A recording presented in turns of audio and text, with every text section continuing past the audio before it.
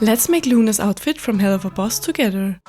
All you need to sew this yourself is a pair of scissors, bobbins and fabric clips, sewing chalk, thick jersey in black and grey, a small piece of white fabric that doesn't fray of your choice. I used pleather here, black elastic in 8 to 12mm width, and fabric glue.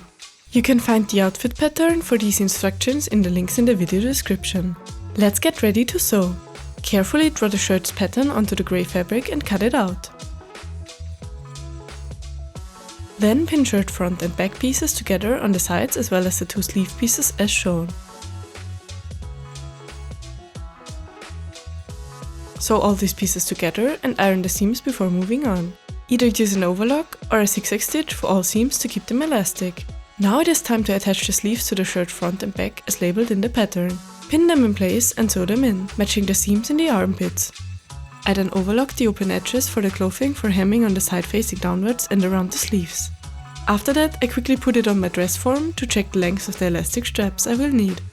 This is very crucial for the fit and should either be done directly on the body or in a fitting dress form, so let someone help you with it. I added my lengths to the pattern, but they might be a bit different for you, so it's better to check them. I started with the horizontal strap, pinned it in place to check and then glued it on using fabric glue. Then I did the same using the shoulder straps, gluing them together in the front and pinning them in place to test before gluing them down like seen here.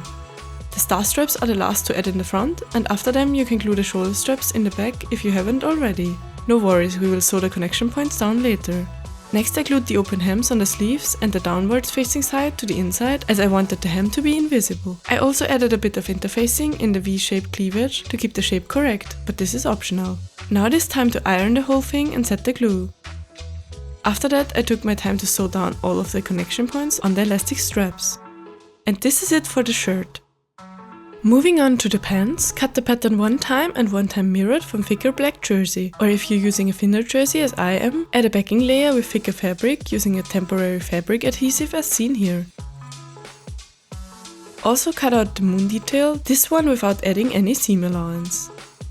Use the fabric adhesive or pins to put the moon detail in place before sewing the mirrored pattern parts together as indicated in the pattern.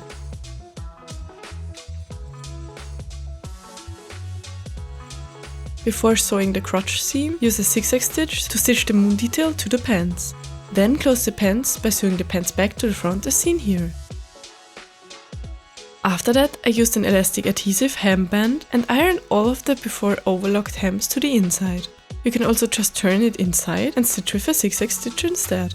And that's it, all done! Your Loona outfit is ready to be worn. You can find the pattern for it in my Etsy shop, the link is in the description. In case you want to see more content like this, leave a follow over on my Instagram. Thanks for watching and sewing with me, and see you in the next one. Bye bye!